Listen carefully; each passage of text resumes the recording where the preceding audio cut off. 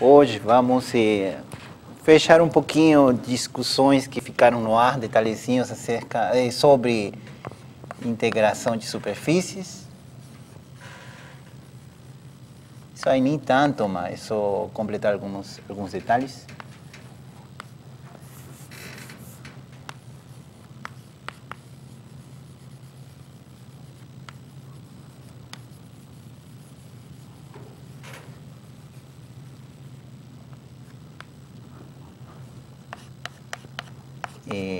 E o que me interessa mais discutir é dar uma melhor intuição do que tem a ver com superfícies com bordo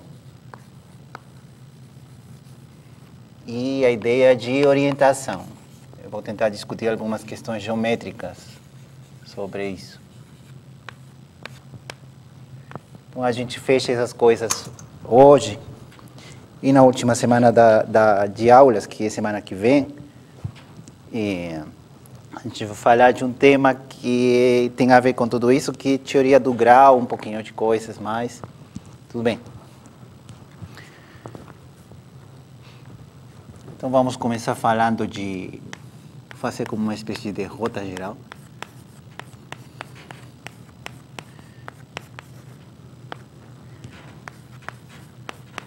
De superfícies com bordo.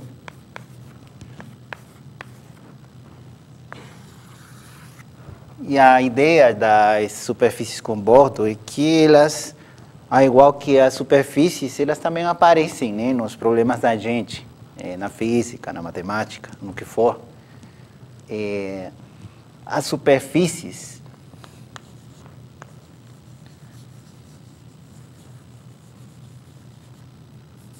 elas têm a propriedade geométrica fundamental. Elas podem ser tortas, complicadas, o que for. Eu sempre faço um desenho simples, mas poderia ser alguma coisa bem complicada, com buracos, sei lá. Vou botar esse desenho aqui melhor.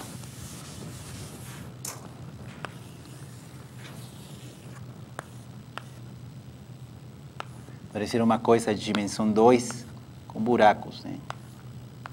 Alguma coisa assim.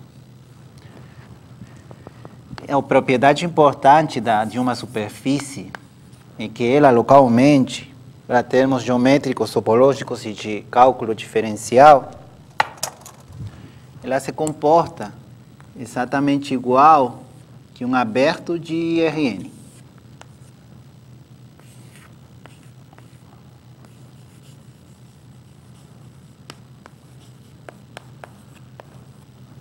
E a gente aproveita isso para tentar levar todo o cálculo diferencial do Rn para M, né?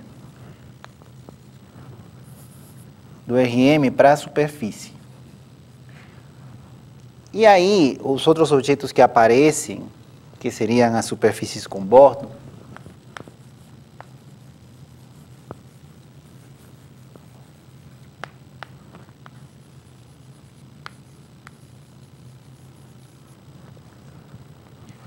seria uma coisa parecida, mas dessa vez, como o nome fala, essa superfície agora tem um freio, né? Uma parede, uma barreira.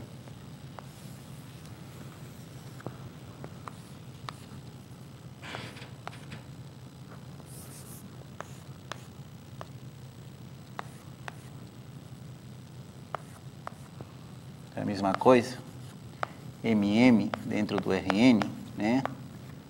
A gente sempre considera as coisas dentro do Rn. Depois, no futuro, quando vocês, se alguma vez chegarem a fazer a matéria de topologia diferencial, vão ver que todas as coisas que a gente fez, quase nenhuma delas tem nada a ver com o fato da superfície estar dentro do Rn, né? A gente pode tirar essa restrição. E aqui acontece a mesma coisa, né? Ela quase que toda a superfície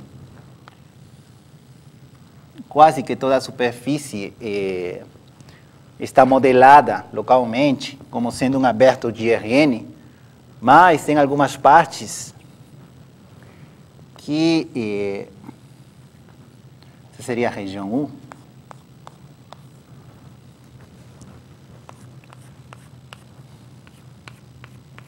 tem algumas partes dela que dessa vez vão ser modeladas, desculpa, vão ser modeladas em um semi-espaço.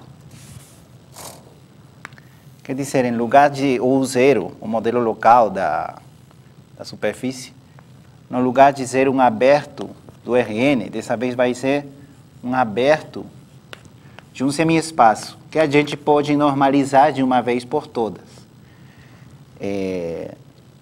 Esse semi-espaço aqui, vou tentar fazer um desenho um pouquinho maior. Isso aqui seria o U0.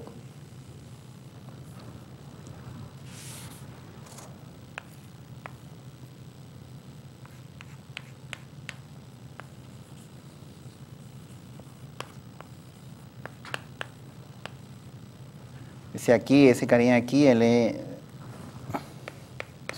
só pode ser esse aqui, né? Segundo o desenho, seria M, né? Seria todos os pontos x1, x2, xm do Rm, tal que a última coordenada, xm, é maior ou igual do que zero. Então, dessa vez, o modelo local ele muda. Quer dizer que as peças que compõem as partes da superfície M, dessa vez elas podem se permitir ser um pouquinho diferentes, né? Dessa vez elas podem ficar aqui, não? HN é tudo isso aqui. Toda essa região.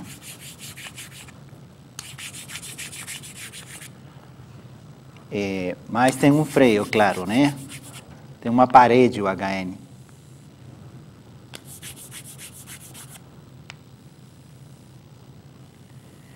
E então a gente pode repetir a definição que tem de superfície, pensando nessa barreira dessa vez. O modelo, vocês podem perceber que mesmo se o aberto não estiver perto dessa parede, eu vou botar isso aqui embaixo para poder fazer um outro desenho. Aqui é U0, né? Aberto de HN. Vocês podem perceber que mesmo os outros lugares, aqui, se eu tivesse um outro aberto V, longe dessa parede, a gente também pode fazer a mesma coisa, né? Pode parametrizar esse aberto, se for pequeno bastante, por um outro aberto V0, esse aberto B, por um outro aberto V0, que ele tem a aparência normal de sempre, de aberto de RN, mas se a gente colocar ele um pouquinho para cima, ele também vira um aberto de HN, né?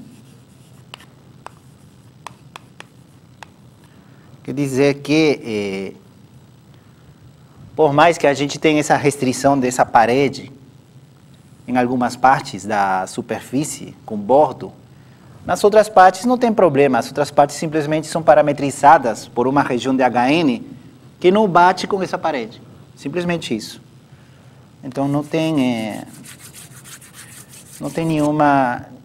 nenhuma mudança com respeito ao caso anterior, naqueles pontos que aparentemente são modelados por abertos de RN, né? Se são modelados por abertos de RN, também são modelados por abertos de HN que não batem com a parede inferior de HM, né? HM. De fato, se vocês continuam com essa analogia, e a gente define esses objetos e vai tentar a mesma coisa, né? Fazer cálculo diferencial neles. Já que funcionou tão bem aqui, talvez nesses objetos ainda continue funcionando bem o cálculo diferencial e a gente estende a ideia de as ferramentas que tem aqui para esse novo universo de objetos maiores. A gente também poderia falar, eu vou falar assim, só fazer rabisco. A gente, se continua com isso, poderia falar de superfícies com bordo e com pontas.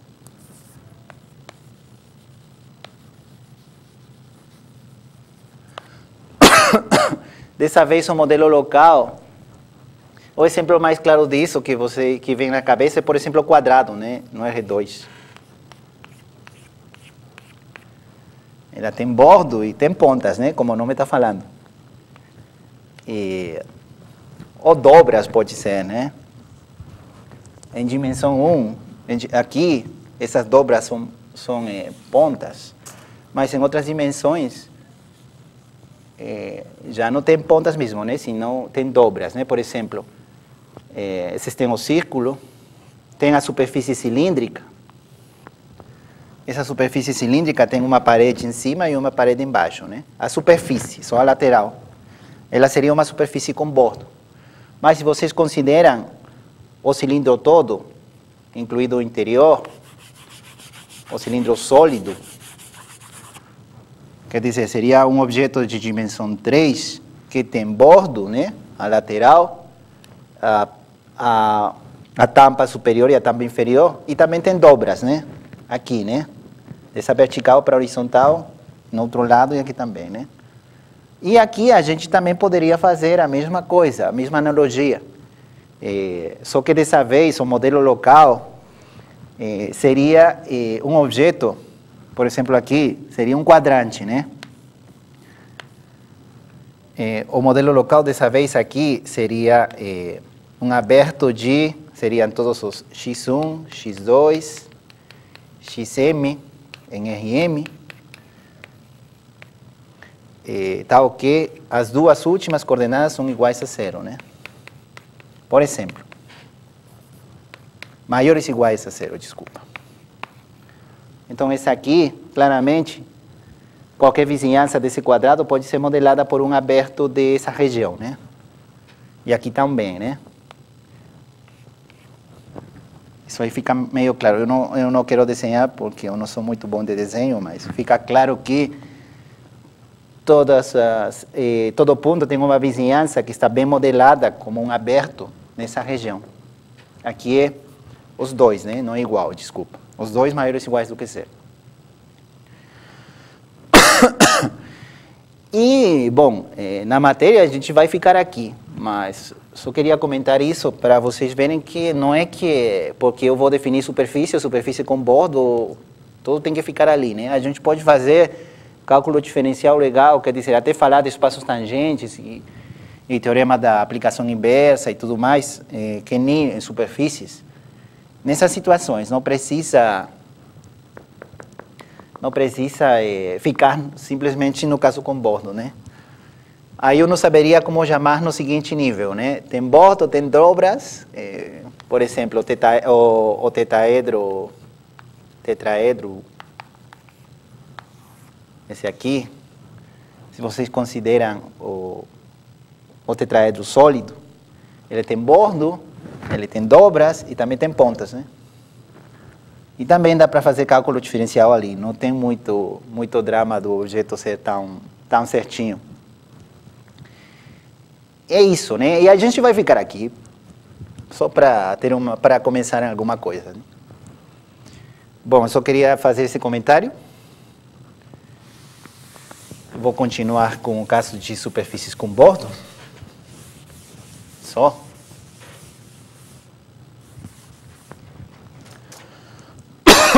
E perfeito. Então, o que a gente pode fazer de bom é o seguinte, né? O que é uma superfície? Uma superfície, uma superfície de classe CK e dimensão M dentro do Rn, é um conjunto M, tal que todo ponto de M tem um aberto U de M, que pode ser parametrizado por um aberto de Rm. Essa é a definição estándar, né? Então, se a gente imita essa definição, teríamos o que seria a superfície com bordo, né?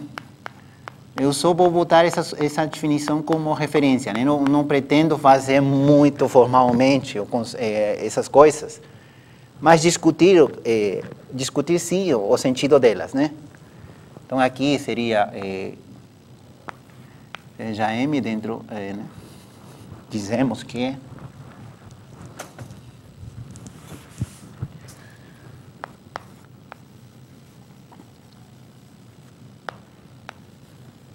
conjunto, né? A mesma. M dentro do Rn é uma superfície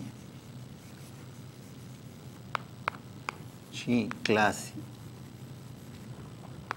CK e dimensão M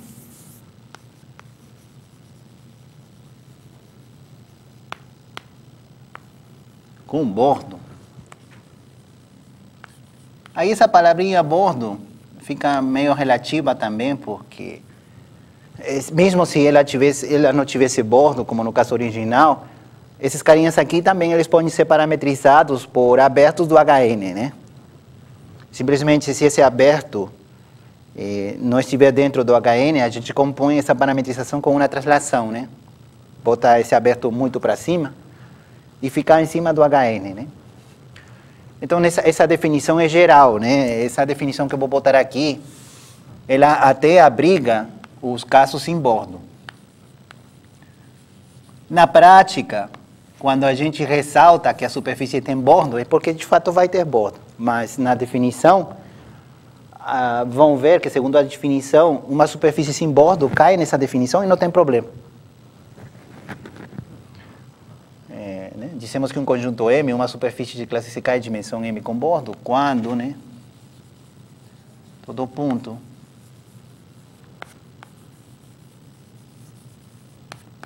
x0 de M está contido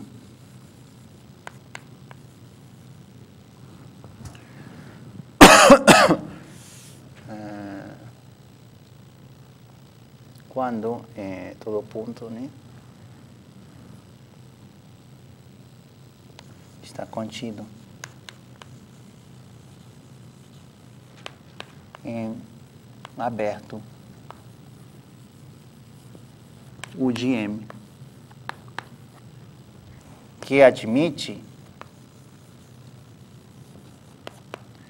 uma parametrização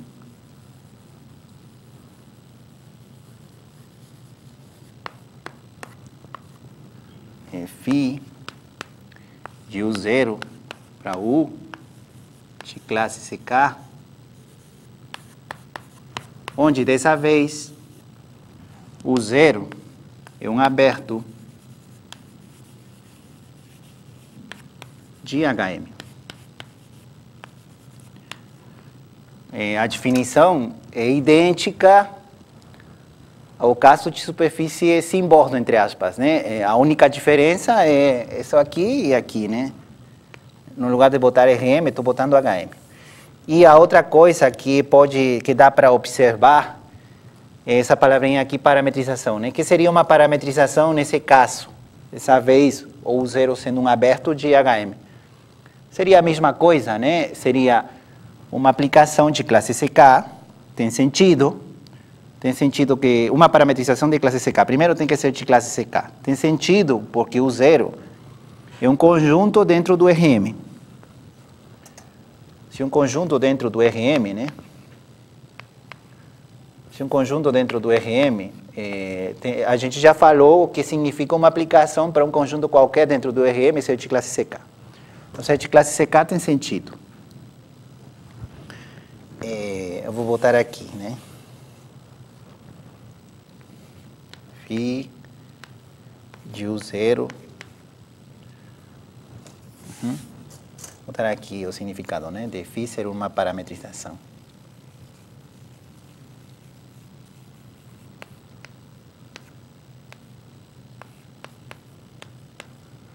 Tem que cumprir algumas coisas, né? Φ SK tem sentido, né? Tem sentido,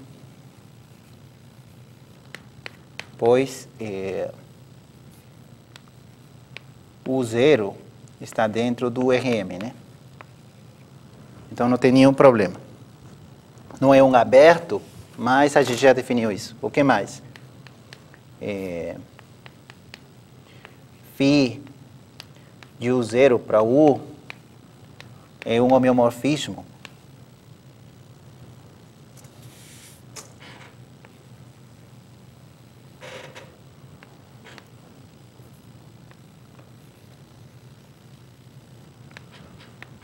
tem sentido também, né? Isso aí não precisa de nada, né? Só precisam ser conjuntos no RN. Então, que φ seja um homomorfismo também tem sentido. Que φ seja uma imersão,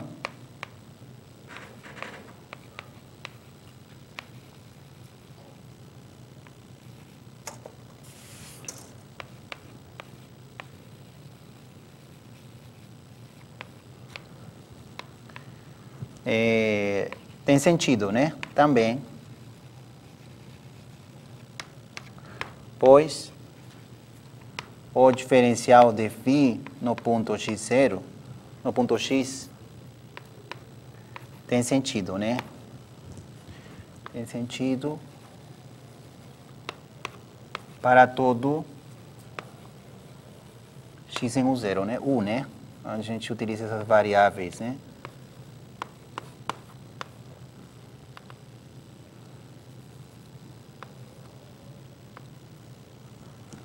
Se uma coisa que tem que pensar vocês, né? Eu já não vou fazer os detalhes, né? Mas a gente já sabe, a gente tem até duas definições claras do que é uma aplicação zero de classe CK e são equivalentes. Mas é assim, né? Se o U em questão bate com a parede normalmente chama bordo de H. Essa parede seria o bordo de HM, né? Aqui é M, né? Eu fico botando N toda hora. O bordo é o lógico, né? Esse é o nome oficial dessa coisa ali, né? Seriam todos os x1, x2, xm, o rm, tá ok? Xm igual a zero. Então, para falar que imersão, tem que observar que a derivada de φ em qualquer ponto de U0 tem sentido. E aí, se o U0, se o U fica dentro, tá aí o H, né? HM. Se o U está aqui, o diferencial de φ tem sentido, porque a gente já sabe que a função é de classe CK e, a informação da derivada é local, né? Só precisa enxergar numa bolinha. E nessa bolinha a gente faz a derivada normal. E se o U estivesse aqui, aí tem um problema, porque para poder falar da derivada, preciso fazer uma extensão. Precisaria esse aqui o zero, né? Precisaria fazer uma extensão, pode ser local ou pode ser global, a gente já viu que isso é equivalente, ainda bem. Pode ser uma pequena extensão local, mas como a gente já tem global, tudo bem. Então a gente teria que fazer uma extensão e aí sim pegar o diferencial dessa extensão. E vocês têm que verificar que esse diferencial está bem definido, sem importar a extensão que vocês façam, né? Isso aí é uma coisa que vocês têm que checar, né? Diferencial de φu seria, por definição, o diferencial de, não sei como chamar, uma coisa assim, maiúsculo, né? Onde φ é uma extensão CK de φ pequeno em um aberto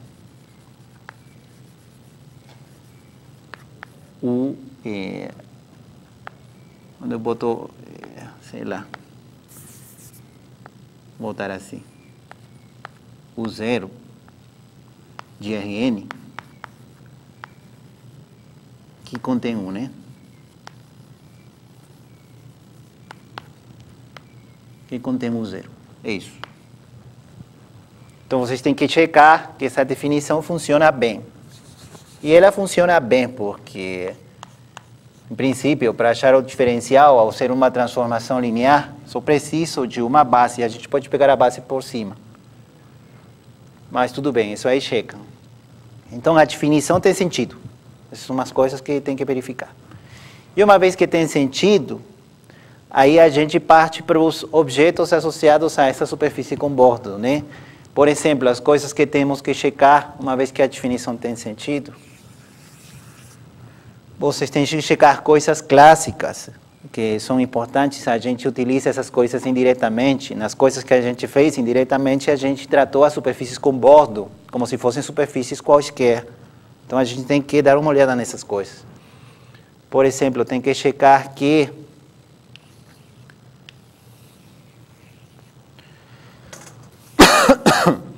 se vocês pegam duas parametrizações quaisquer, U e V,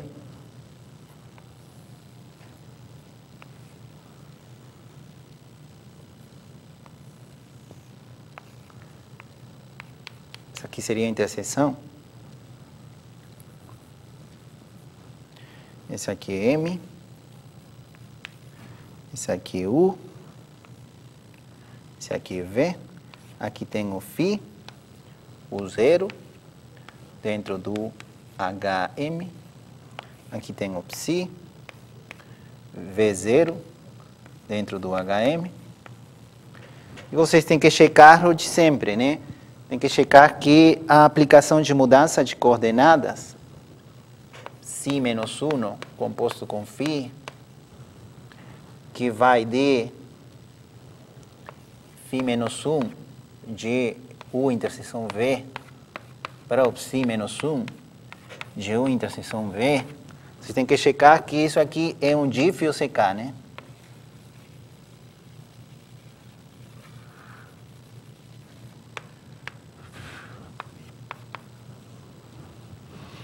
Mesmo, essas coisas aqui, elas são abertas simplesmente do HM, né? Essas coisas aqui são abertas do HM, não são abertos de verdade a priori. Se esses abertos U e V estivessem por aqui no meio, essa definição é estándar. Mas se eles estivessem perto dessa parede, que a gente ainda não definiu oficialmente, quer dizer que se esse aberto do HM bate com essa parede, né, com o bordo, essa aqui não é, né, a outra. Se esse aberto bate com essa parede,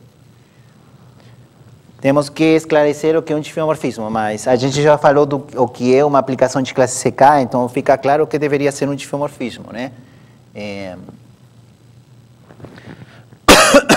A definição aqui seria essa, né? Dados X dentro do Rn e Y dentro do RP, a definição de diffeomorfismo só pode ser a que tem que ser, né? Dizemos que uma aplicação F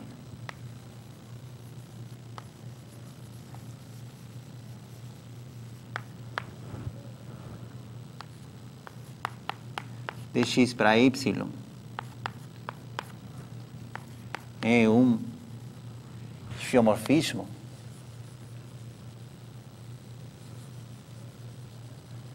de classe CK, né? Quando tem que cumprir o que tem que cumprir. Quer dizer, F, o primeiro que tem que ser F de X a Y é bijetiva, né? Tem que ser uma bijeção.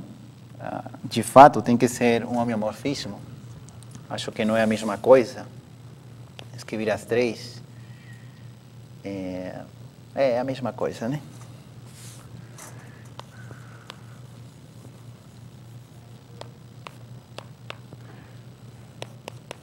F é de classe CK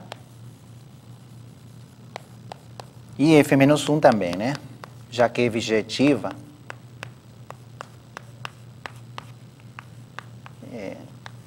a inversa também tem que ser de classe CK. Então, é a mesma coisa que sempre, no caso de abertos.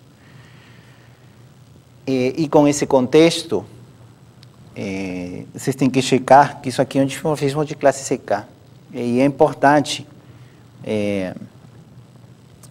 já vou dizer porque isso aqui é importante, sobretudo pela ideia de bordo. Mas também uma coisa que, a priori, assim, óbvia, ela não é, né? Tem que dar uma olhada. Esses abertos, eles têm mais ou menos essa cara aqui, né?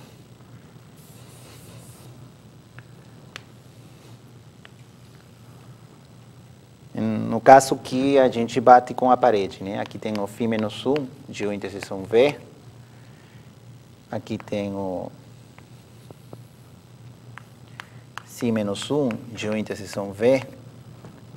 E aqui tem a aplicação de mudança de coordenadas, né? Que é φ menos 1 composta com φ, né? Que a gente normalmente chama xi, né? Não sei direito o nome.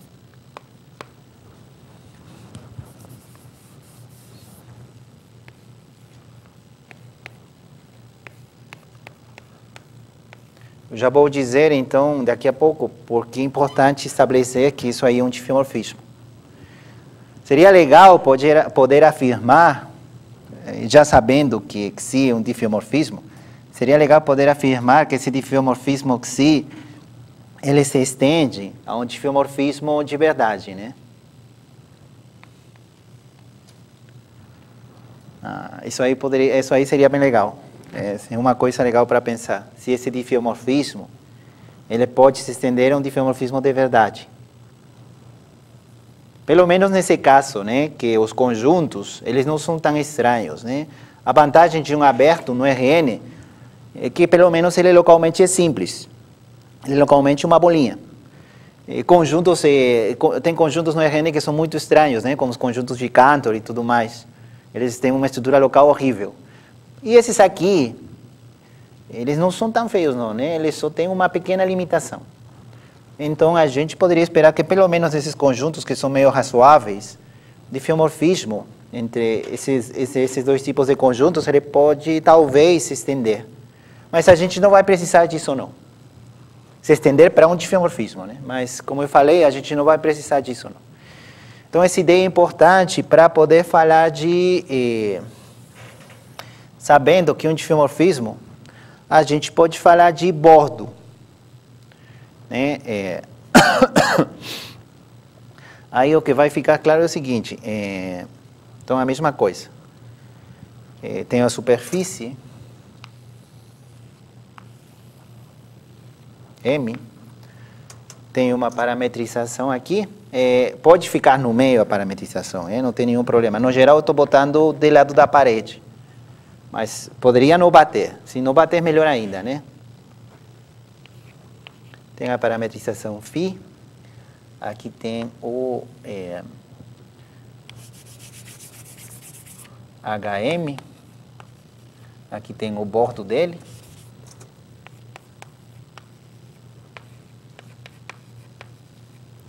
E aí tem o U0, né?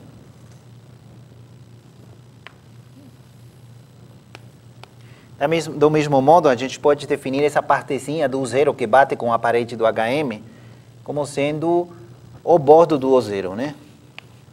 Isso aqui é um nome só, né? O bordo do U0 seria a interseção de U0 com a parede do HM.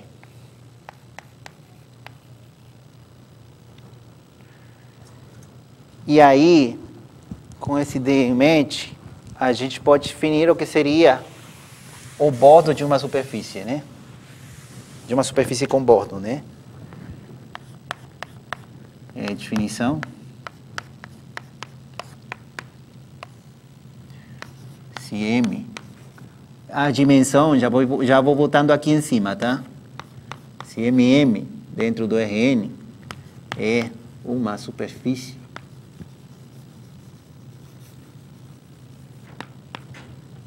de classe CK com bordo,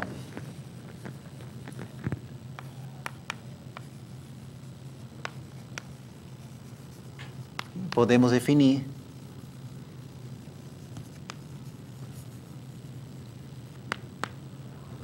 um o bordo de M, né? Não poderia chamar de outra maneira.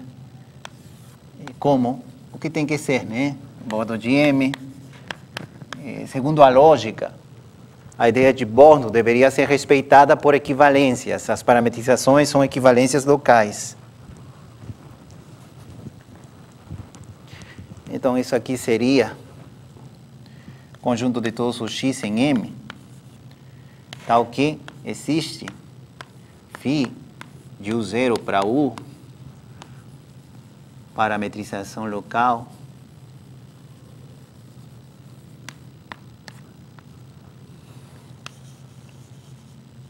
em torno de x, tal que x é igual a φ de U com U no bordo de U0. Quer dizer que o bordo de M estaria feito pela imagem do bordo das parametrizações locais de M, né? Tem algumas que não batem com M, né? Com o bordo, com a parede.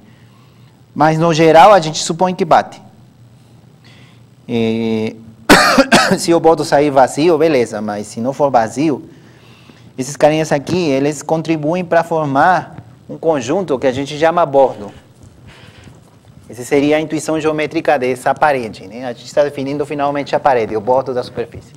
Então, seria a reunião de todos esses bordos levados à superfície pela parametrização.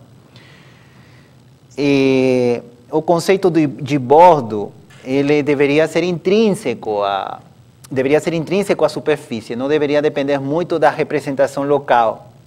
Então, o que vocês têm que verificar é que se existe uma parametrização em torno desse ponto x, tal que x é imagem de algum carinha no bordo do aberto local, então isso vale para toda a parametrização.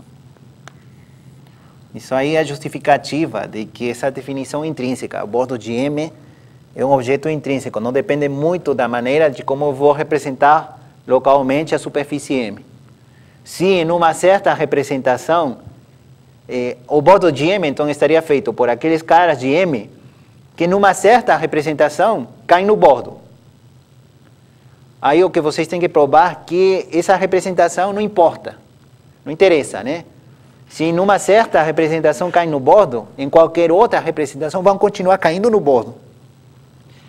E então, para provar isso, que é importante, vocês têm que verificar que, por exemplo, nesse caso, se eu pego duas parametrizações, o x que está aqui, digamos, né? A gente está supondo que o x está no bordo. Ele vira aqui U, né? E a gente, digamos que na parametrização φ ele vira U, e a gente quer que numa outra parametrização, o V, o x vira V, ele fique aqui, né? A gente quer isso. Então, outra coisa que a gente gostaria de provar, é que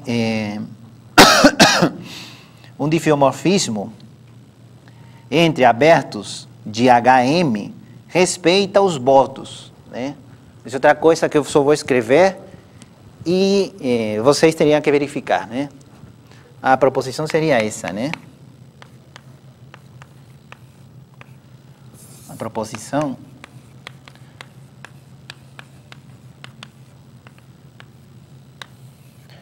seria essa, né? Se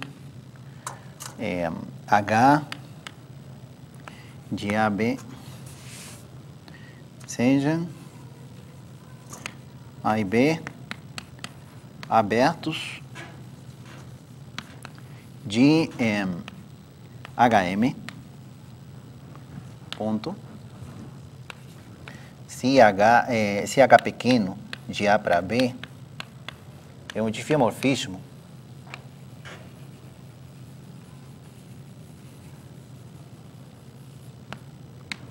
de classe CK,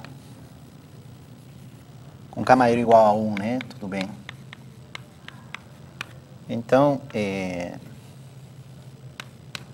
H H respeito aos bordos, H de bordo de A é igual ao bordo de B, e mais ainda, e H restrito ao bordo de A, ele iria de bordo de A para bordo de B, né? Também um diffeomorfismo, né?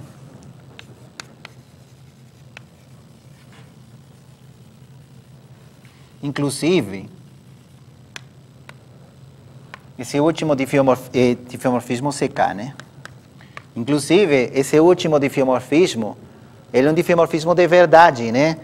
De verdade no sentido que o bordo de A e o bordo de B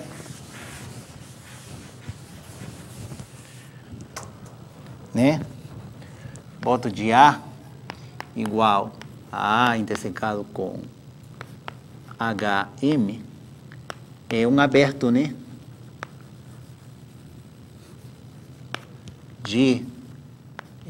Um aberto de bordo de... Aqui é bordo, né? Desculpa.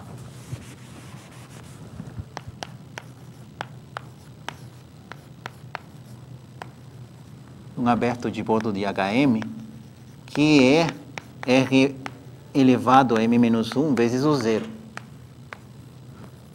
E a gente, se pensa nesse espaço, ignorando a última coordenada, se pensa nesse espaço como o que funcionalmente falando ele é, quer dizer, em função do que ele faz, ele é o Rm-1. Então, nesse sentido, a restrição de H para o bordo, que é o nome oficial, o nome legal que a gente bota, a gente chama assim, bordo de H. A restrição de H para o bordo. Né? Eu vou utilizar essa notação, por isso que eu aproveito e deixo. Então, ao ser abertos do Rm-1, pensando simbolicamente, né, que o zero da última coordenada não interessa, isso aqui seria um diffeomorfismo entre abertos de verdade. Tá bom? Isso aí vocês têm que checar, né? Eu só queria dar a rota. E uma das consequências que a gente obtém disso aqui é imediatamente que corolário, né?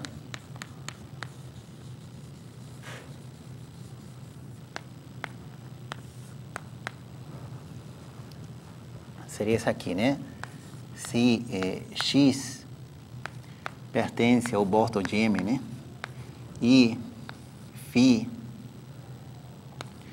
de U0 para U é uma parametrização local. Parametrização local de M. CK, vou botar aqui a classe de uma vez, né? Então, CK de M em torno de X.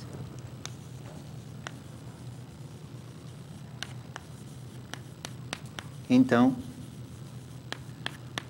algumas coisas que acontecem são as seguintes, né? Φ do bordo de U0 é igual a U interseção com o bordo de M, né?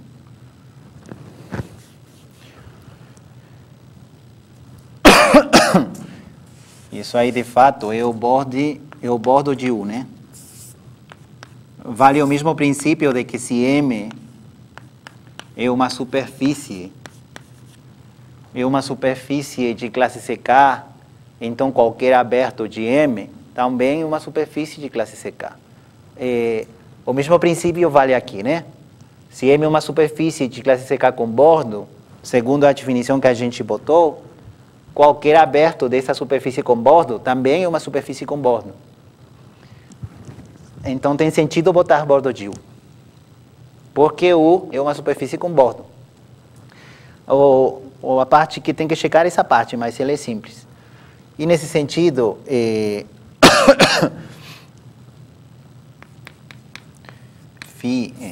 bordo difícil que se chamar, né, como eu chamei,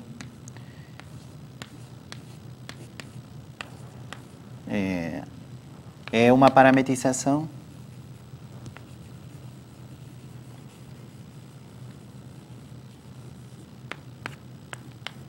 local de classe CK, né? CK de bordo de M em torno de X.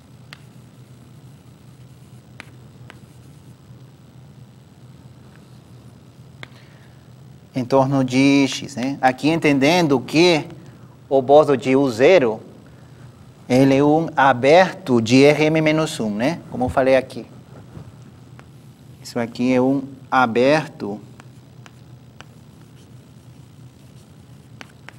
de Rm-1. Quer dizer que nessa fórmula, ou nessa parametrização, vocês têm que tirar o zero, né? O zero do final ou tiram, ignoram, e fica um aberto de Rm-1. Isso aqui é uma parametrização local. Do bordo de M em torno de X, né? Fica claro que a imagem, segundo o primeiro item, é um aberto de bordo de M, né? A interseção de um aberto com o bordo de M. Então, checando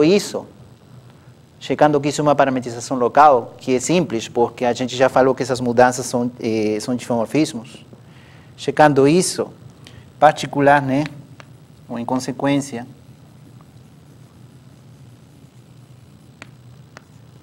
o bordo de M, né? Bordo de M é uma superfície de Rn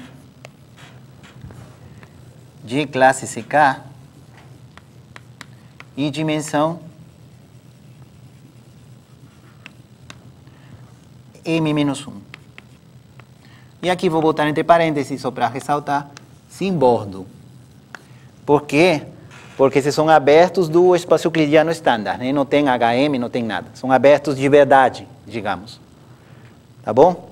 Então, esse tipo de consequências ou de afirmações, esse tipo de afirmações traz esse tipo de consequências. E vou deixar esse desenho de referência. Essa parte pode apagar. E aí, então a M tem dois elementos importantes. Tem o bordo, né? O bordo, que é seria uma superfície que é fechado, vou botar diretamente, né? E fica claro que é fechado em M, né? O bordo é claramente fechado, porque o complementar é aberto. Se um ponto tem uma representação fora do bordo, como fica fora do bordo, a representação vai ter toda uma vizinhança cuja representação está fora do bordo. Então, isso aqui é um fechado em M, e por ser um fechado em M, vai ter o interior de M, né? Seria o M menos o bordo. Aí, isso aqui é um aberto de M, quase tudo M, né? E ambas seriam superfícies sem bordo. Isso aqui seria uma superfície fechada em M de dimensão 1 a menos que M, sem bordo. E isso aqui seria uma superfície dentro de M, da mesma dimensão de M, sem bordo. Esses são os dois ingredientes das superfícies com bordo. E só para fechar essa primeira parte, fazer um pequeno descanso. A outra coisa que tem que discutir é o sentido de o que vem a ser MN superfícies com bordo, né? Superfícies CK com bordo. Ou sim, sei lá. No momento, na nossa definição de com bordo, pode até ter bordo vazio, né? Aí o que a gente tem que discutir é o sentido do que vem a ser uma aplicação CK.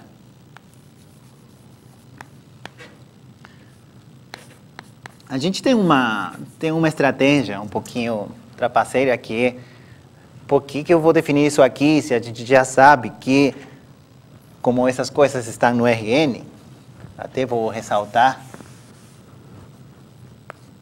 M dentro do RN, N dentro do RP,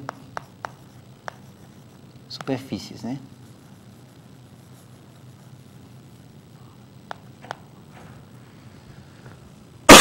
Então, se essas coisas estão dentro de espaços euclidianos, a gente já sabe o que é uma aplicação de classe CK. Mas o problema disso é que essa definição que a gente deu depende do exterior, quer dizer, as superfícies, para saber que uma aplicação em cima delas é de classe CK, essa definição é um pouquinho estranha para elas, porque elas têm que olhar para fora delas para saber se uma aplicação definida nelas é de classe CK. Isso aí, em matemática, não é bom para definir coisas associadas ao objeto, né? As coisas interessantes associadas a um objeto, elas não podem depender de coisas que ficam fora do objeto. Não tem muito sentido essa filosofia. E, aliás, no caso de superfícies sem bordo, a gente já tinha, né, quando as superfícies são sem bordo, a gente já tinha uma definição do que era uma aplicação de classe CK em parametrizações locais. A gente olhava em parametrizações locais, né? E deu sorte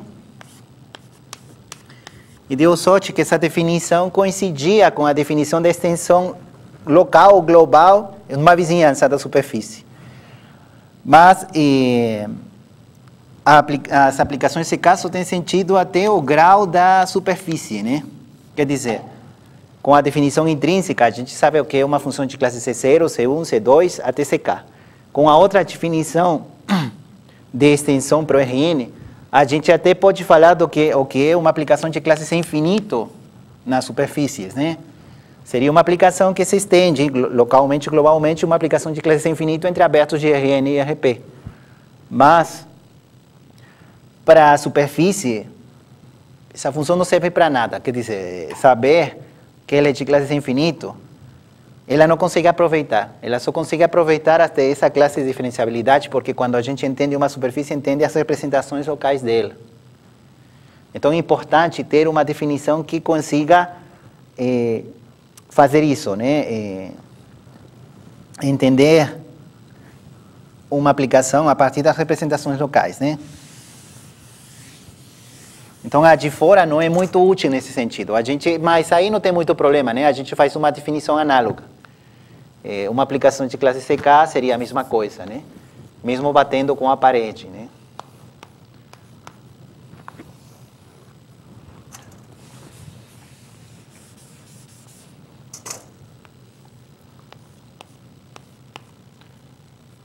Isso aqui é M, daqui em cima. Isso aqui, N pode até ser sem bordo, talvez.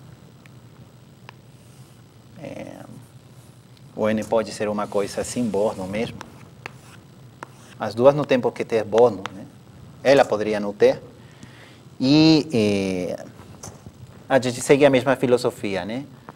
Uma aplicação é de classe CK, se em qualquer representação local dessa aplicação, ela se vê de classe CK, né? Mesmo. Então, aqui tem o U0, aqui tem o U, que representa o X, aqui tem f de X, e então a gente tem que tomar esse U pequeno bastante para... Bom, o N não interessa tanto, né? O N está dentro do RP, então pronto, né? E aí a representação local seria essa, né? F super φ, né? Foi a definição que a gente deu, né? Seria, nesse caso, a representação local de F, né? É F composta com φ. Então, que isso aqui seja CK, é equivalente a dizer, por definição, que isso aqui seja CK, né? Mesmo se esse domínio é estranho, né? Mesmo se esse domínio não é mais um aberto do Rm. Então, não tem muito drama. É a mesma coisa. E vocês têm que provar que essa definição coincide até grau K com a definição que a gente deu de uma extensão no Rn. A gente, para provar, no caso de superfície sem bordo, que a definição clássica de função de classe CK em superfícies é a mesma definição que a gente deu de extensão em vizinhanças, a gente utilizou um teorema que falava que a superfície, né, localmente, com respeito ao ambiente, Vou fazer esse desenho um pouquinho maior e a gente vai no descanso.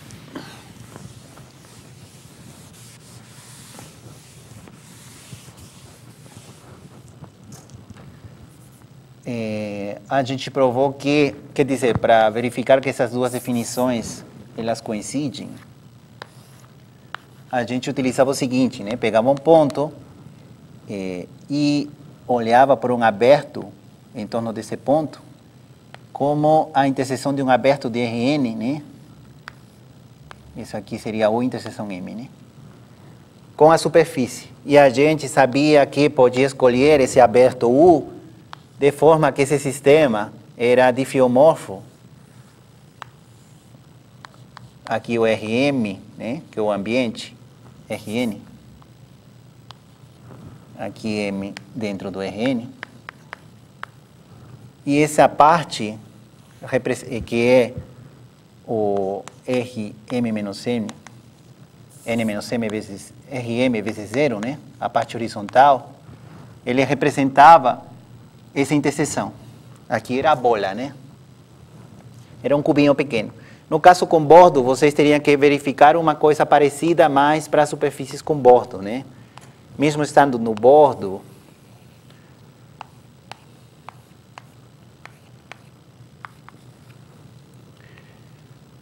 se vocês pensam num aberto, eu já não vou tentar desenhar, né? Mas se vocês pensam num aberto de Rm, de Rn, que interseta esse M, esse sistema deveria ser difiomorfo a uma coisa desse tipo, né? A uma coisa assim, uma metade desse plano, né? Esse sistema deveria ser, localmente, esse sistema deveria ser assim. Isso aqui é Rm, Rn, e essa metade seria Hm, desculpa, vezes o zero, né? Os zeros que faltam para chegar nessa dimensão. E com esse princípio, vocês podem verificar que as extensões funcionam.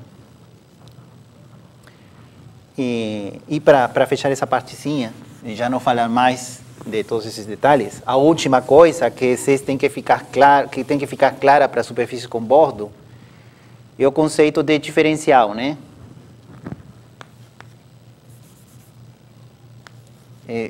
Continuando com as mesmas ideias aqui, se a gente pega um x, um ponto qualquer no M, a gente tem que falar de diferencial dele, mas para falar de diferencial dele, a gente tem que falar de espaço tangente, né? Então, aqui seria MM dentro do Rn, superfície com bordo, né?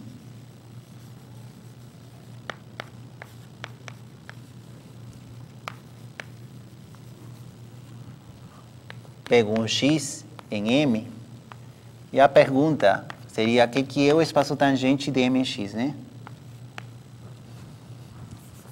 Então, voltando a fazer o mesmo desenho.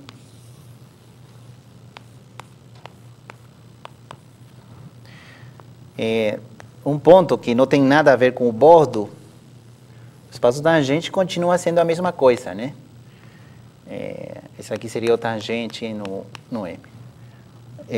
Para pegar no bordo, vou fazer isso aqui maior.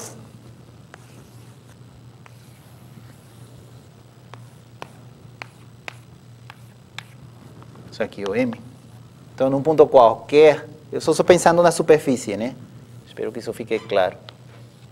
Ponto qualquer, x, o espaço tangente continua do interior, o espaço tangente continua sendo a mesma coisa, né? Essas aqui são sem bordo, né? As duas são sem bordo. Continua sendo a mesma coisa porque tem uma vizinhança que é uma superfície sem bordo. Aí, quando o x está no bordo, o que oficialmente deveria ter mais sentido é um semi-espaço tangente, né? Só uma metade, né? Deveria ter sentido. A metade que são... Quer dizer, a gente já discutiu que o espaço tangente faz o papel do infinitésimo de x em M, né? A parte infinitesimal de M no ponto x está representada por esse objeto, né? Esse espaço vetorial, que por ser espaço vetorial tem uma estrutura algébrica bem simples e por isso que dá para fazer muita coisa ali. Pensando dessa maneira, não tem muitos, quer dizer, a verdadeira representação infinitesimal de M em X deveria ser um semiespaço. Mas o problema do semiespaço é que a estrutura algébrica dele não é muito boa, né? Não é linear. Então, só por isso, por questões de poder trabalhar algebricamente a nível infinitesimal, que a gente considera o espaço tangente como sendo tudo. Ele oficialmente não é a representação infinitesimal de X em M, oficialmente falando, mas ele faz um bom papel no sentido algébrico, né? Na questão de diferencial e tudo mais. Então, para definir ele oficialmente, a gente define o espaço tangente como sendo, pode ter, aquele lance das curvas, já não tem aqui muito sentido, porque a gente teria que ter cuidado das curvas irem sempre para dentro e tudo mais. Mas, então, TXM, por definição, para evitar problemas de olhar para dentro e para fora da superfície, deveria ser o diferencial de φ em U de RM, né? Onde φ é uma parametrização qualquer.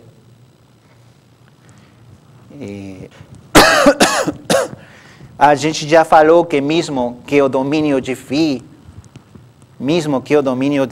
seja um aberto de HM, não seja um aberto de verdade, o diferencial tem sentido. A gente falou que o diferencial tem sentido, já disse como tem sentido. E graças a que a mudança de coordenadas, eu já apaguei, estava ali, graças a que a mudança de coordenadas e um dimorfismo de classe CK, essa definição não depende de φ, né? Igualzinho que no caso de superfícies. É por isso que esse objeto diferencial era interessante, né? Era importante definir. E já com isso nas mãos, o diferencial de f fica claro, né? O diferencial de f seria uma aplicação entre espaços tangentes. Diferencial de f em x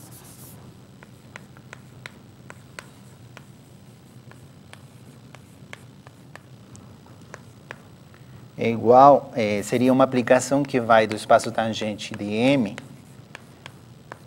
para o espaço tangente de N no ponto imagem. E ele continua sendo a mesma coisa de sempre. Quer dizer, já não podem apelar muito à interpretação de curvas de novo, porque a curva pode sair da superfície se vocês tentam pegar uma curva que é tangente essa direção, a curva vai sair da superfície no tempo negativo, né? Para definir isso, vocês podem apelar a representações locais, né? Diretamente, também poderiam fazer com a extensão também funciona, quer dizer, poderiam definir isso de duas maneiras, como sendo extensão, e verificar que essa extensão funciona, onde F maiúsculo é uma extensão num aberto, né? Ou também como sendo diferencial de f de x num vetor v, como sendo o que sempre foi, como um objeto que não depende das representações locais dele, né? Quer dizer, como sendo o diferencial da representação local de f na parametrização φ, no ponto que corresponde da representação local do vetor. E vocês têm que checar que isso aqui não depende da parametrização φ, né? Quer dizer, tem que fazer todo esse trabalho, não é simplesmente, tem um diferencial, tal. Tem que trabalhar, fazer algumas continhas para verificar que tudo funciona bem. Tá? Esse é um pequeno resumo dessa primeira parte. Vamos fazer uma parada de 5 minutos? Vamos tomar água, alguma coisa?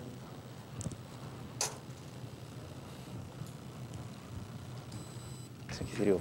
Bom, para continuar, só queria, vou falar agora de um pouquinho de ideias que envolvem orientação, coisas que têm que ser verificadas, e respeito a integrais de superfície também. A gente falou de superfícies com bordo, e seria bom ter maneiras de gerar superfícies com bordo, né? Tem uma maneira que é meio simples, né? Uma espécie de proposição. seria... Eu acho que não estou levando a conta com as proposições. Acho que isso aqui seria 2, né?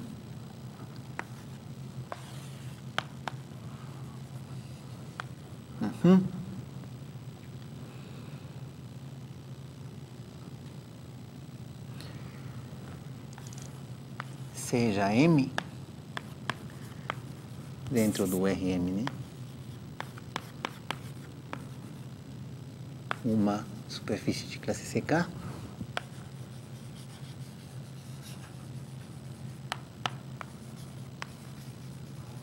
já falei antes que se eu não botar com bordo, ela não tem bordo, então é uma superfície de classe CK só, não tem bordo, e F de M para R, uma aplicação de classe CK.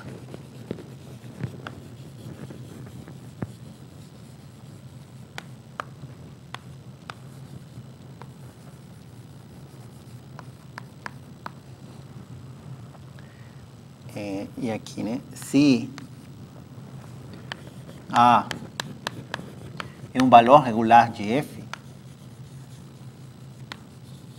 valor regular, vocês já sabem, significa que todo ponto de M cuja imagem via F é A tem que ter derivada sobrejetiva. Então, os conjuntos, né?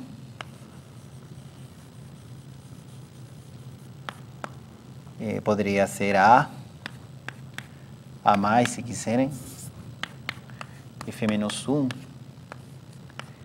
de A mais infinito, e A menos F menos 1 de menos infinito, vírgula A, são superfícies com bordo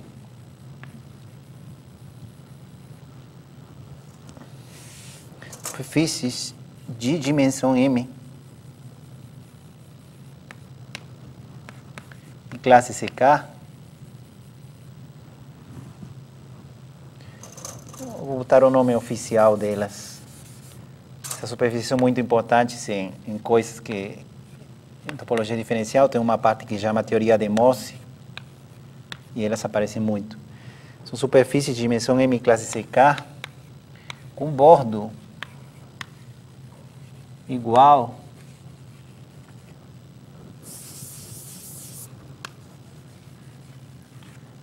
a F menos 1 de A, né?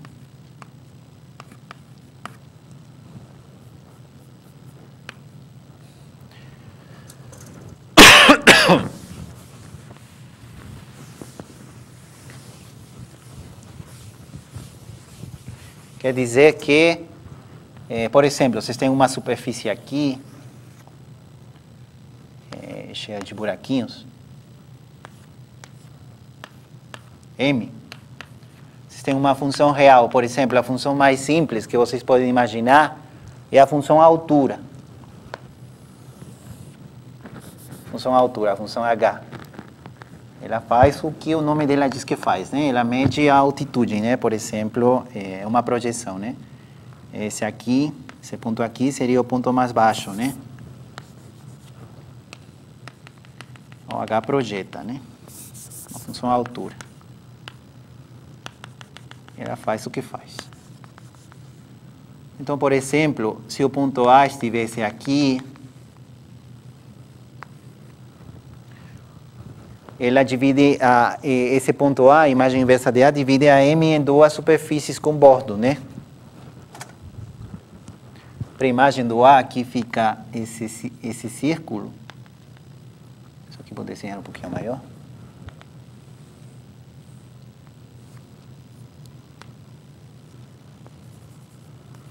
Fica esse círculo, esse daqui. E a parte de baixo seria uma superfície com bordo. E a parte de cima também. E o bordo de ambas seria o F menos 1 de A, né? Mas para isso, o A tem que ser valor regular da função. Se vocês reparam direito, nesse caso particular da função altura, os valores críticos vão ser nesses níveis, né? Eu vou marcar com uma outra cor. Os pontos críticos seriam esses, né? Seria esse daqui, esse daqui, esse daqui. Seriam esses pontos, né? Aí que... aí tem pontos críticos, porque função altura, por exemplo, aqui nessa parte, vocês podem pegar uma curva que sobe e desce. Aí a derivada vai dar zero, né? Da função altura. Esse aqui é h-1. E aí também fica claro que a imagem inversa não é uma superfície com bordo, né? Aí ela tem uma ponta aqui, né? Esse é um exemplo, essa é uma maneira de gerar superfícies com bordo. Uma outra maneira também interessante, essa é uma maneira de gerar superfícies com bordo a partir de uma superfície sem bordo. E no outro caso, outra maneira,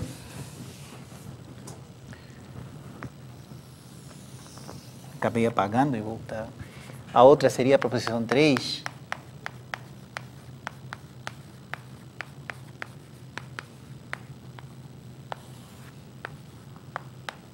Seria a hipótese parecida, mas dessa vez a M tem bordo, seja M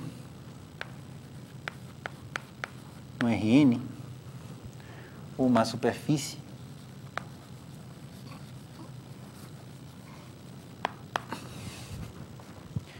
de classe CK com bordo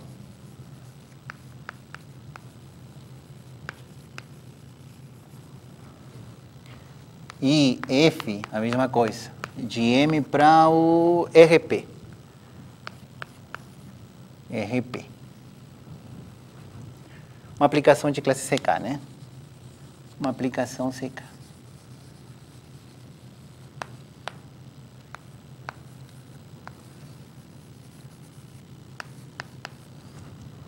E a mesma coisa, se A no RP é um valor regular,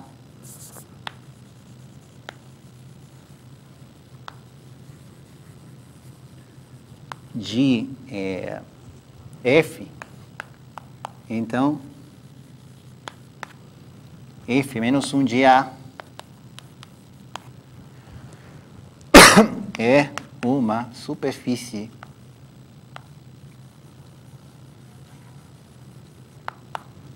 com bordo. Bom, superfície de classe CK e dimensão daria M menos P, igualzinho que sempre, igualzinho que no caso sem bordo, né? Só que dessa vez, com bordo igual a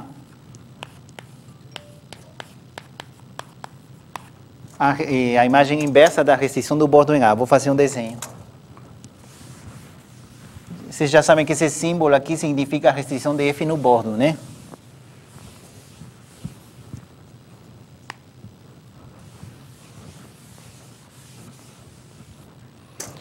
Então, vocês têm... tem que também explicar o que significa ser valor regular de F dessa vez, né? Já não é tão simples.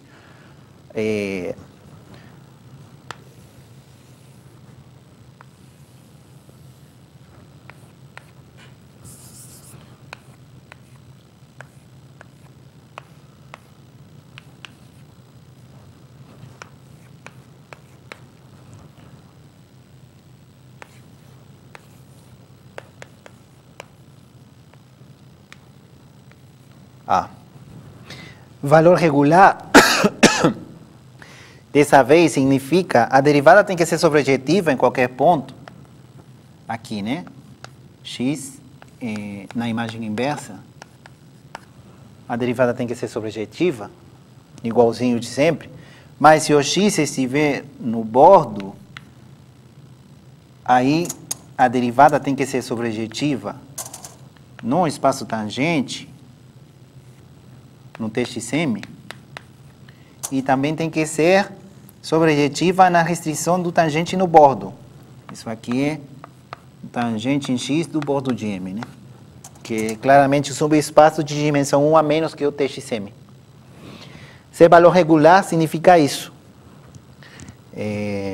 Aqui também, né? X dentro do F menos 1 de A. Então, eu escrevo isso aí rapidinho, né? A é valor regular de F.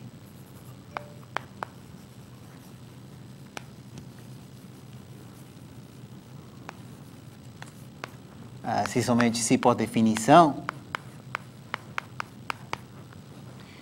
diferencial de F em X do TXM para o RP é sobrejetivo, né? Sobrejetivo. E, se for o caso, aqui seria o diferencial da restrição de F para o bordo. Se o X estivesse no bordo,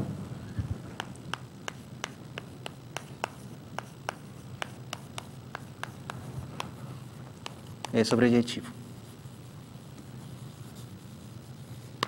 Isso aqui tem que acontecer para todo o X na imagem inversa de A. Se o X está no interior, ser valor regular significa simplesmente o primeiro. E se o X está no bordo, ser valor regular significa o primeiro e o segundo. É importante, as duas coisas. A restrição no bordo também tem que ser regular. Com essas hipóteses, acontece o que tem que acontecer.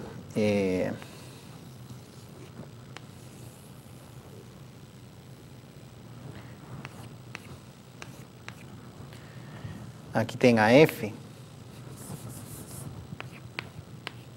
Aqui tem o RP, né?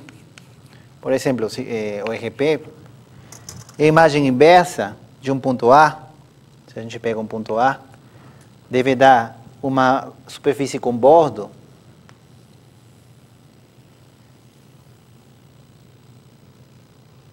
talvez ela vá por trás.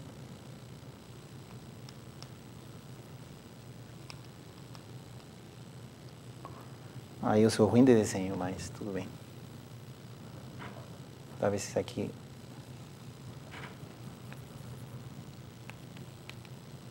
Aí ela volta por cima. Aí a imagem poderia ser assim, né? Nem tem que ser conexa, poderia ser outra aqui e outra do lado de trás, né? Esse verde seria a imagem inversa de A. Tem que ser uma superfície com bordo e o bordo tem que coincidir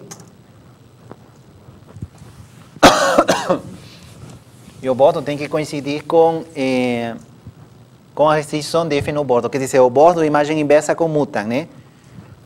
O bordo de F a menos 1 de A é igual a F menos 1. Desculpa. O bordo de F menos 1 de A é igual a bordo de F menos 1 de A. Esse é a moral. Operador bordo e operador imagem inversa, eles comutam.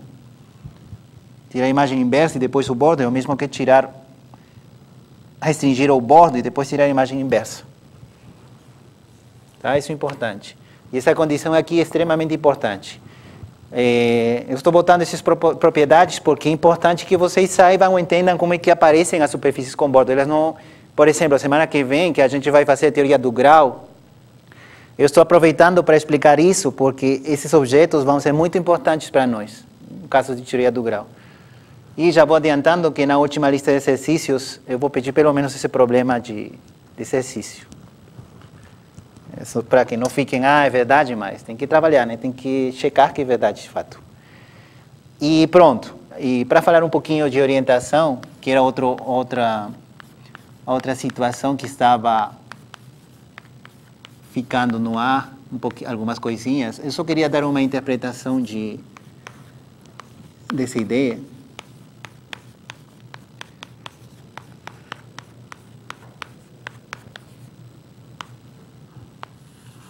A orientação é a priori um atributo infinitesimal que a gente dá numa superfície, né? Um espaço vetorial por exemplo, o plano e o R3,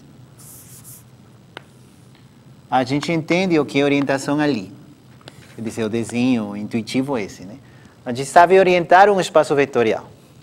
Sabe dizer quando um giro é positivo ou negativo, né? Um giro entre aspas, porque um giro, um espaço de m dimensões, está dado por uma sequência de vetores linearmente independentes, né? Um giro de m dimensões, digamos, né? É uma base, né? Vou botar as chaves. Base, GRM. E dependendo da ordem dos elementos dessa base, a gente entende uma ideia de giro, né? Direita, esquerda, entre aspas. No plano, o giro é assim. No R3 tem que aplicar a regra da mão direita. E no geral, vem dado por uma base que a gente sabe dizer que duas... Não sabe, a gente não pode falar direita e esquerda, um giro positivo, um giro negativo. A gente sabe dizer quando duas bases fazem o mesmo giro, né? Quando a mudança o determinante da matriz de mudança de base é positivo. Aí, estabelecendo por norma, por regra, que a base canônica do RM é uma base positiva, a gente consegue falar de bases positivas e negativas em RN, em espaços vetoriais. O ponto, quando a gente passa em objetos curvos, como superfícies, é precisamente apelar a que uma superfície, infinitesimalmente falando, é um espaço vetorial. Ou a representação infinitesimal dela é um espaço vetorial, né? Se M tem dimensão M,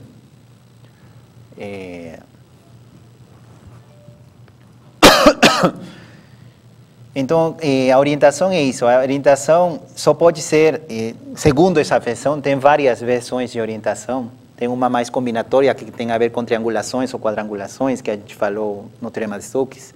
Mas segundo essa versão diferencial, uma orientação é um atributo infinitesimal em cima de cada ponto. Em cima de cada ponto de M, eu vou estabelecer uma regra de giro.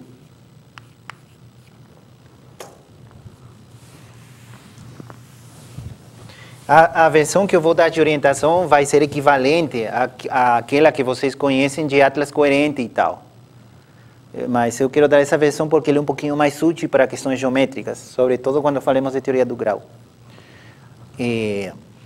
Então, uma orientação em M.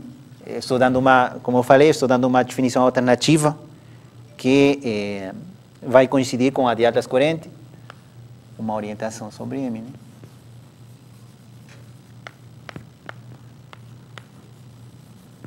E a gente segue a mesma filosofia que... Vamos ver que na definição a gente vai seguir a mesma filosofia que quando a gente definiu uma forma diferencial num objeto torto, né, como uma superfície. A gente aproveitou que, infinitesimalmente falando, uma superfície é um espaço vetorial, e em espaços vetoriais tem sentido formas diferenciais. Então, fazemos o mesmo. Infinitesimalmente falando, a superfície é um espaço tangente, é um espaço vetorial, e num espaço vetorial tem sentido orientação. Então, imitando a definição de formas, uma orientação sobre M, eu vou botar um nome, né? O sobre M é uma correspondência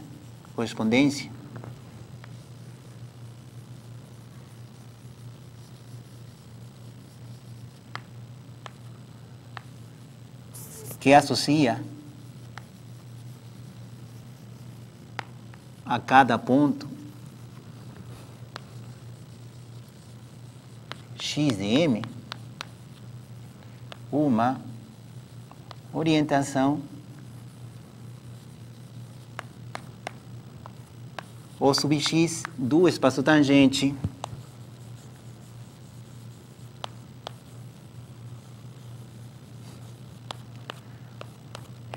TXM. Então, eu boto em cima de cada ponto de M, eu boto um giro. Vocês já sabem que oficialmente, isso matematicamente falando, isso é uma classe de equivalência de bases do espaço vetorial, né? Uma orientação num espaço vetorial é uma classe de equivalência de bases. Duas bases são compatíveis e têm determinante da mudança de base, da matriz de mudança de base positivo, né? e escolher uma dessas classes e escolher uma orientação. Perfeito? Então é isso, em cima de cada ponto a gente escolhe um giro infinitesimal, entre aspas. Mesmo se a variedade tiver bordo, né? Mesmo se a variedade tiver bordo, a superfície, desculpa, a gente escolhe uma orientação do espaço tangente total, né? A gente escolhe um giro, né? Embora uma metade não exista para a superfície, a gente pega um giro de todo.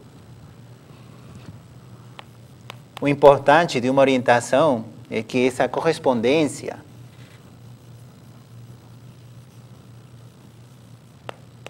deve ser contínua. Quer dizer, a ideia é que se eu vou tentar definir um giro global em torno de toda a superfície, o giro tem que ser coerente conforme eu vou andando pela superfície, não? Se eu estou girando para todo lugar nesse sentido, eu não posso chegar num ponto e esse ponto forçar a barra e mudar o spin, né? Mudar o giro danado. Então, a gente tem que formalizar essa ideia de que a escolha que a gente faz deve ser contínua. No sentido que essa correspondência O, né? Vou botar aqui, vou ressaltar. O deve ser contínua no sentido que em torno de cada ponto x sub 0 de M existe um aberto U de M e campos e vetores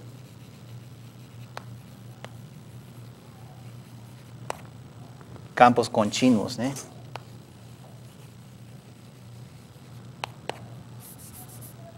De vetores tangentes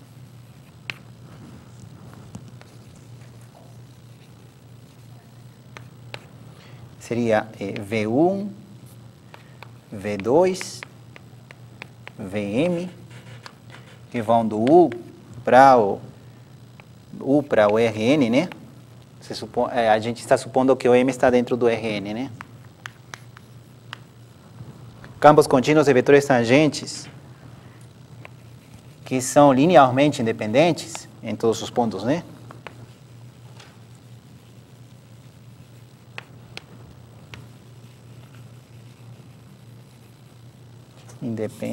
Independentes.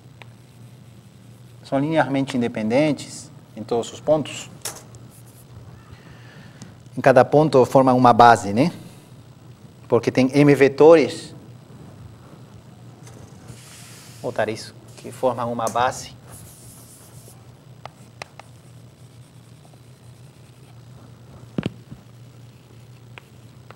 Uma base de TXM em todo o X de U. E a orientação que gera esses vetores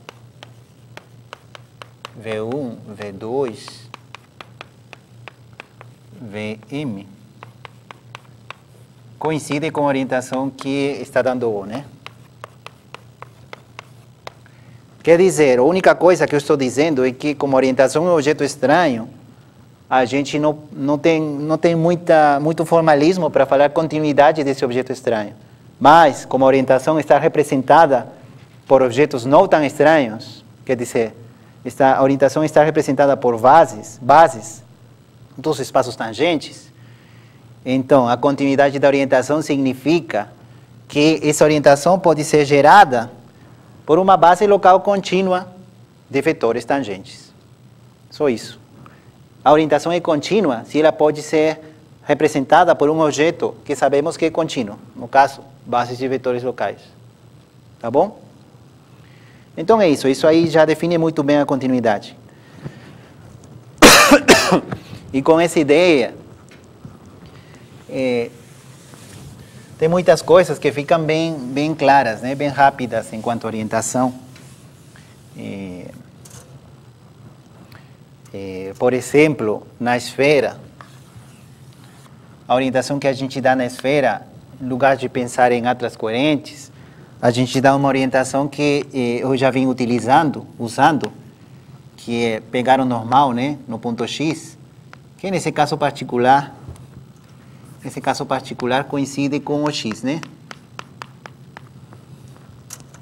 A gente pega a normal exterior, no ponto X, a normal exterior, e a gente define a orientação na esfera, como dizendo, o giro que eu vou dar num espaço tangente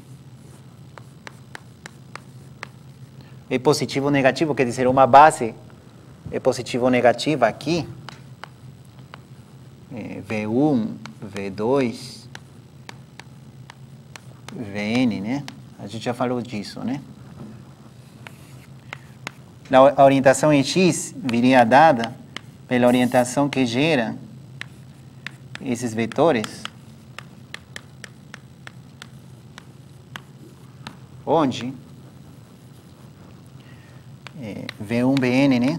V1, Vn é uma base da esfera. Tá ok? X, o normal exterior primeiro para frente, o X, é uma base positiva do Rn mais 1.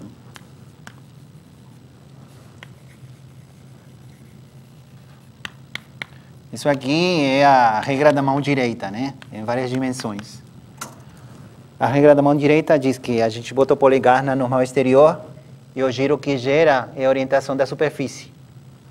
É isso que estou formalizando aqui. Então, esses vetores formam uma base positiva quando, botando a normal exterior primeiro, formam uma base positiva no ambiente onde moram, que é o Rn mais 1.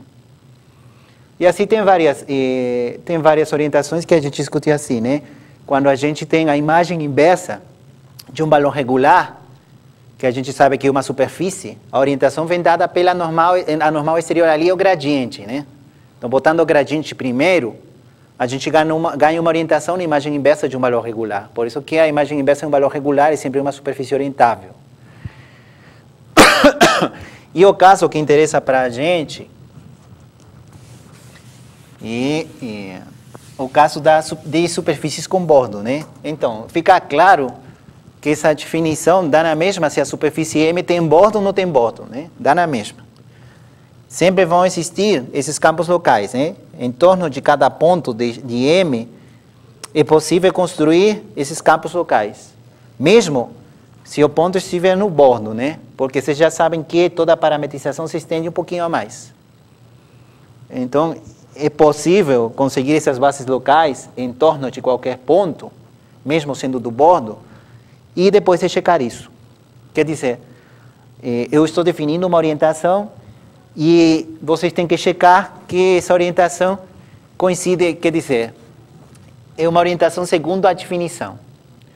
E depois, outra coisa que tem que checar é que essa orientação coincide com a definição clássica de orientação com atlas coerentes. E a outra de atlas coerentes é uma boa definição como definição, não tem nada contra ela. Mas o problema, que vamos ver em teoria do grau semana que vem, é que a gente precisa orientar, por exemplo, nesse esquema de imagem inversa de valor regular, a gente precisa orientar muitas coisas ao mesmo tempo e de maneiras diferentes. E temos que ter regras claras. Se a gente fica com atlas, aqui tem três superfícies, né? Tem o M, tem 4. Tem o M, tem o borde de M, tem o F-1 de A e tem o borde de F-1 de A. Se a gente fica fazendo atlas coerentes dessas 4 coisas, a gente morre aí na tentativa, né? Mas se a gente pensa na orientação como giros e pensando nas direções que faltam, isso aí faz esse análise bem mais fácil. Semana que vem vamos ver isso um pouquinho mais. E então vale a pena o esforço de provar que orientações intuitivas, como essas da esfera, são de fato orientações segundo a definição que acabei de botar e segundo a definição de atlas coerentes. Tá bom? O caso particular de M, superfície com bordo,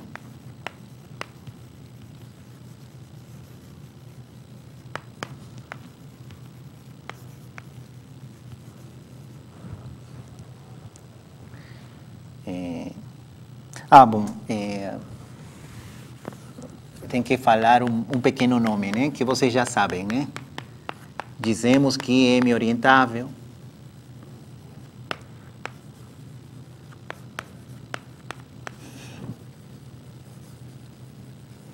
Dizemos que M orientável, se existe uma orientação O sobre M.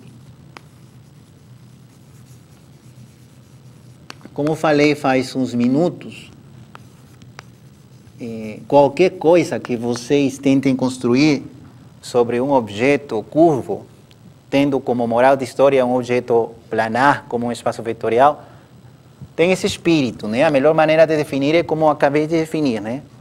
A mesma ideia foi no caso de formas.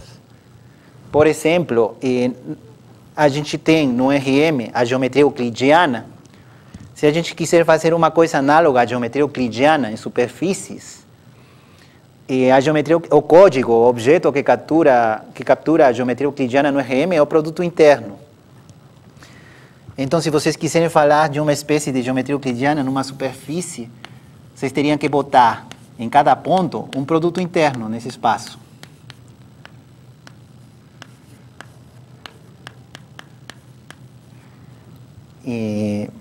Não quero falar mais disso, mas essa aqui é a origem da geometria riemanniana.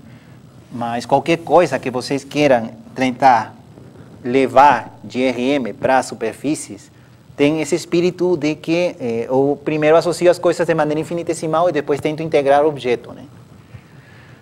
Pronto. Então, o caso que interessa para nós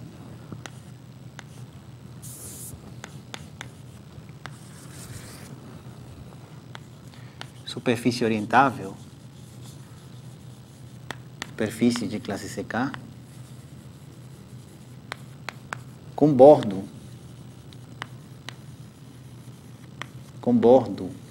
e orientável, quer dizer, já tem uma orientação, tá? A gente já escolheu uma orientação. O é uma orientação sobre M, né?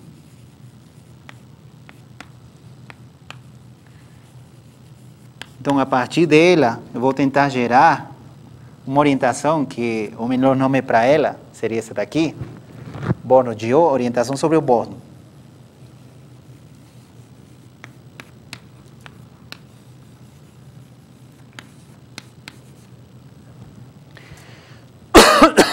E a maneira de definir a orientação sobre o bordo, quer dizer, eu já estou antecipando que esse M é orientável, então o bordo dela também tem que ser orientável. Mas isso aí, vocês já falaram disso, mas eu só queria tentar que vocês enxergassem a orientação sob a ótica que eu estou falando agora, né? Se M é orientável, eu já sei dizer em cada ponto como é que eu giro. Eu já escolhi uma orientação. Já está escolhida, eu já sei dizer como a superfície gira em cada ponto. Aqui, aqui, esse giro, entre aspas, né, é simbólico, né? Formalmente, essa definição meio estranha dali. Mesmo nos pontos do bordo, né? Mesmo nos pontos do bordo, TXM, aqui o X, a gente sabe dizer como é o giro. E, ao mesmo tempo, tem o espaço tangente no bordo. Ao mesmo tempo, tem o TX bordo de M. O espaço tangente do bordo. A moral de tentar orientar um subespaço dentro de outro, ou uma superfície dentro de outra, é tentar escolher uma normal exterior. Ou um grupo de normais exteriores, se tivesse mais dimensão. E aqui, a normal exterior por excelência é o vetor que tenta sair da superfície, né? Tem um único vetor normal ali, normal, a esse espaço tangente do bordo, e dentro desse espaço tangente, que sai, né? É o único vetor normal unitário que está dentro do TXM e é normal ao tangente do bordo e sai. Sair é uma coisa que a gente precisa definir bem, né? aqui mesmo poderia ser, isso aí significa que qualquer curva que parta do x e tem essa direção tangente, em tempo positivo, ela não, em um pequeno tempo positivo, ela não tem como, ela sai de M, né? Essa definição é boa no sentido de parametrizações. Um vetor tangente em um ponto do bordo sai de M, se em qualquer parametrização ele faz isso. Aqui o HN, aqui o φ, aqui o zero. A gente já sabe que o φ é um diffeomorfismo, o diferencial de φ, esse aqui é o U, né? Esse normal, ele tem uma representação aqui, né? Seria normal na representação no ponto U. Então, ir para fora significa que como o diferencial de φ em x é um isomorfismo, diferencial de φ em U, de Rm para o Txm é um isomorfismo.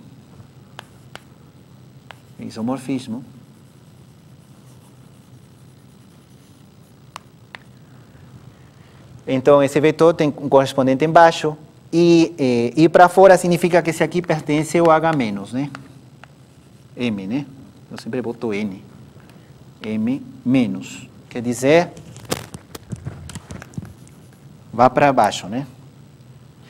Aí vocês têm que checar que essa definição não depende da parametrização, uma definição intrínseca.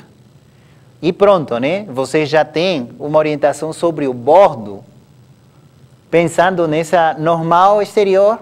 Como que é uma normal exterior? Então, uma base de esse espaço tangente no bordo é chamada positiva. Se, botando a normal exterior primeiro, tudo isso junto, dá uma base positiva do tangente total. E vocês têm que checar que essa orientação, como a gente escolheu, é contínua nesse sentido, né? E se é contínua, também é representada por uma transcorrente e tudo mais. Quer dizer que gera giros compatíveis. Em particular,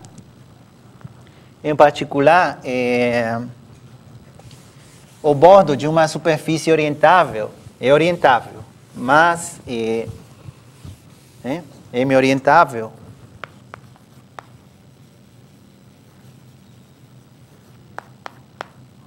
então o bordo de M é orientável.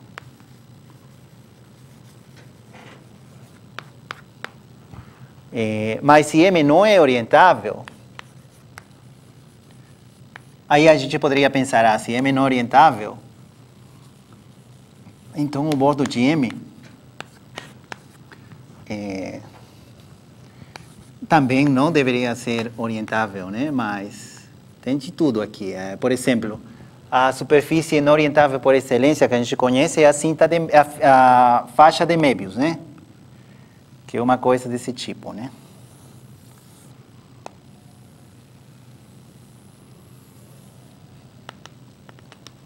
Isso aqui, de fato, está dentro da superfície, né? Isso aqui é uma coisa que o desenho um pouquinho mais fininho. A superfície, ela patina, né? Ela vai viajando assim. Aí ela tem um bordo, né? Esse aqui é a faixa de Möbius, né? E o bordo dela, se a gente considera a faixa de Möbius com bordo, o bordo faz essa viagem, né? O bordo seria esse aqui, depois vem para cá, depois vem para cá, e depois desce. O bordo dela é uma curva fechada, é um círculo. É uma curva fechada, né? Entre aspas, é como se fosse um círculo, e orientável, né?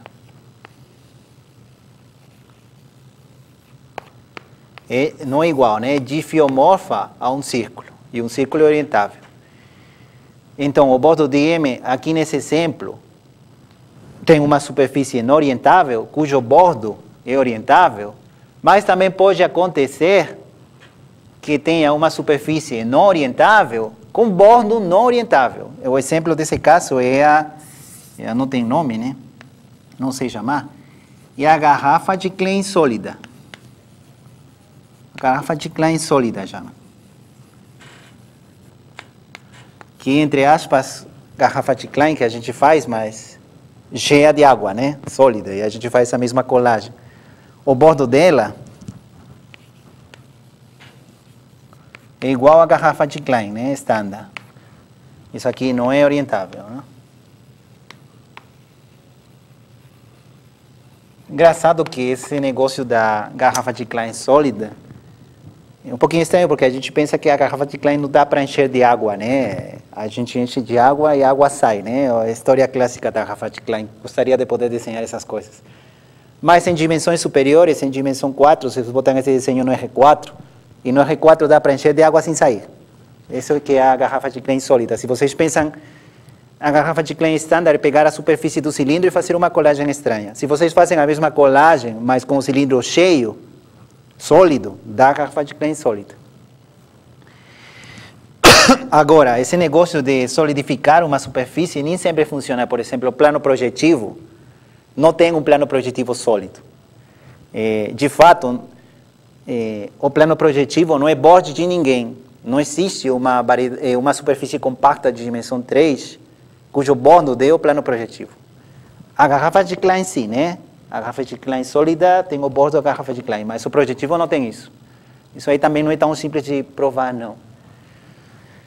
E pronto. Então, digamos, a perspectiva que a gente vai utilizar semana que vem para variedades com bordo e para orientação é um pouquinho eu sei que eu não estou provando muita coisa, mas eu só queria mostrar uma perspectiva que vai ser útil semana que vem para a teoria do grau. Para poder enunciar coisas, tem que formalizar um monte, mas eu tenho esperança que vocês façam isso, né? Vocês que querem aprender. Eu queria fechar a aula de hoje um pouquinho já com essas convenções já estabelecidas e tudo mais,